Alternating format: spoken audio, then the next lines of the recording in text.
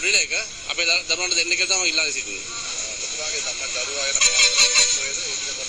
මගේ දරුවා යන මම අතුරු හින්දු විද්‍යාලයට. දැන් එතකොට අද දෙමාපියෝ මෙතනට අපෝගෙම ඉන්නීම දැන් ඔයගොල්ලන් මොකක්ද අන්තිම තීරණය මේ සම්බන්ධයෙන්? අපේ තීරණය කියන්නේ අපේ ළමයින්ට මේ වටිනා කියන මොඩියුල් අපිට ලබා දෙන්න කියලා. මම ලක්ෂිකා ජයසිංහ ඉංග්‍රීසි මේ ට්‍රේනින් එකට ගිය ගුරුවරියක්. එතකොට මේ ට්‍රේනින් එකේ දැන් ලොකු ප්‍රශ්නයක් වුණේ ඉංග්‍රීසිනේ. ඉංග්‍රීසි වල ඔය කියන සයිට් එක නැතුව පාඩම උගන්වන්න පුළුවන්. ඒ හින්දා ඒක ගැටලුවක් කරගන්න දෙයක් නැහැ. ඒකයි නව ප්‍රතිසංස්කරණ වලදී ඕනි තරම් ගැටලු වෙන්න පුළුවන්. අලුතෙන් දෙයක් එළියට එනකොට ඒව අඩුපාඩු තියෙන්න පුළුවන්. හැබැයි දරුවන්ට ඊට වඩා අලුත් දැනුම ගොඩාක් ගන්න පුළුවන් මේ විෂය නිර්දේශ හරහා. ඒ නිසා මෙතන ඉන්නේ හැම දිනෙකම 6 වසර දරුවන්ගේ දෙමව්පියෝ. එහෙම නැතුව මේ දේශපාලන පක්ෂයකට ගැති වෙච්ච අය නෙවෙයි. දරුවන්ට බොරු බලාපොරොත්තු දීලා අලුත් විෂය නිර්දේශයක් කරනවා කියලා ඒ දේ දැන් අයින් කරගෙන ආයි පරණ දේවල් ඉගෙන ගන්න කිව්වම දරුවන්ගේ බලාපොරොත්තු වල පුංචි හිත් බිඳ වැටෙනවා. ඒතර ඒ දේ නවත්තලා අපිට නව ප්‍රතිසංස්කරණේ ලබා දීලා අපේ දරුවන්ට අලුත් දේවල් ඉගෙන ගන්න දෙන්න කියලා තමයි මේ නිහඬ උද්ඝෝෂණය අපි කරන්නේ.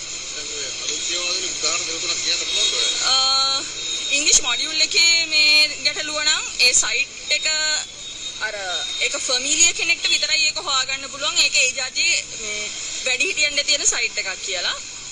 Facebook WhatsApp වගේ උදාහරණයක් තිබුණා නම් ඕනිම කෙනෙක්ට ඒක හඳුනා ගන්න පුළුවන්. හැබැයි මේක දැන් අපිත් ඔය මේ මොඩියුල් එක දිහා බැලුවානේ ට්‍රේනින් වලදී. හැබැයි අපිට එකපාරටම ඕක හුනේ නැහැ. හේතුව අපි ඔය සයිට් වලට මේ ෆැමිලිය අය නෙවෙයි. ඒ නිසා අපිට ඒක දැනගන්න හම්බුනේ නැහැ. ඕක මාධ්‍ය හරහා උලුප්පල පෙන්වුවට පස්සේ තමයි අපි දැනගත්ත මේක මේ ජාතිය සයිට් එකක් තමයි එහෙනම් කියලා. හැබැයි ඒ දේ නැතුව පාඩම් උගන්වන්න පුළුවන් අලුත් විෂය නිර්දේශයේ තියෙන අලුත් විෂයන් ගොඩාක් මේ නවීන තාක්ෂණයත් එක්ක ළමයින්ට වැදගත් වෙන දේවල්. උදාහරණයක් විදිහට ගත්තොත් ඉංග්‍රීසි වලත් කමියුනිකේෂන් ස්කිල්ස් ගොඩක් හදනවා මේකෙන්. ළමයින්ට ටීම් වර්ක් වැඩ කරන්න පුරුදු කරනවා. ටීම් එකක් විදිහට වැඩ කරන්න. ඉන්ඩිවිජුවල් වර්ක් හරි අඩුයි. ඒතර ළමයාගේ පර්සනැලිටි එක ඩෙවලොප් කරන්න තමයි ගොඩක්ම මේ විෂය නිර්දේශය හදලා තියෙන්නේ. ඒතර ඉස්සරහා වැඩ ලෝකයට ඕනි වෙන්නේ තනි වඩ කරන දරුවෝ නෙවෙයි. රටක් විදිහට ඉදිරියට යන්න නම් අනිවාර්යයෙන්ම ටීම් වර්ක් කියන එක තියෙන්න ඕනි. ඉංග්‍රීසි වල ස්පෙෂලි කමියුනිකේෂන් ස්කිල් එක තියෙන්න ඕනි. එහෙම නැති වුණොත් එයාලට ලෝකයේත් එක්ක ගනුදෙනු කරගන්න හරි අමාරුයි.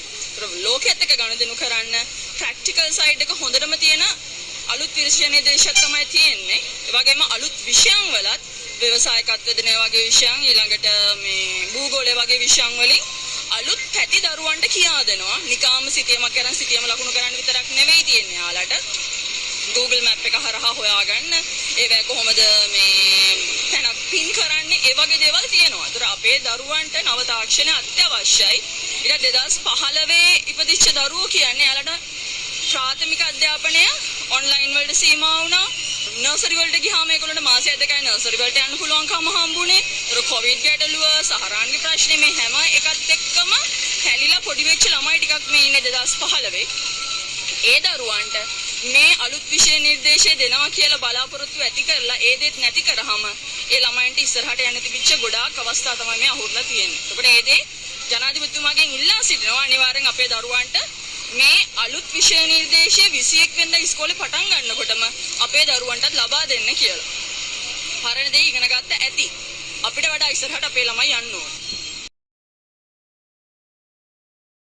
ගරු ජනාධිපතිතුමනි, ගරු අගමැතිතුමියනි, මොඩියුල් වල වැරදි තැන් නිවැරදි කරලා අනේ 2026 6 ශ්‍රේණියේ අපිට මොඩියුල් වලින් ගොඩක් බර නැති පොත් බෑග් එකක් අරන් ගිහිල්ලා අලුත් විෂයන් අලුත් විදිහට ඉගෙන ගන්න අවස්ථාව ලබා දෙන්නකෝ. කොරෝනා නිසා අපිට මාස 2යි නර්සරි යන්න පුළුවන් උනේ.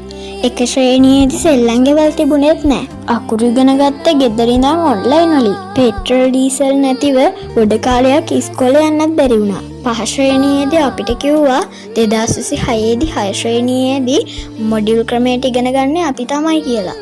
අලුත් දේවල් වලින් වැඩ කරන්න හරි ආසාවෙන් හිටියේ. අනේ අපි ගැනත් හිතන්නකෝ.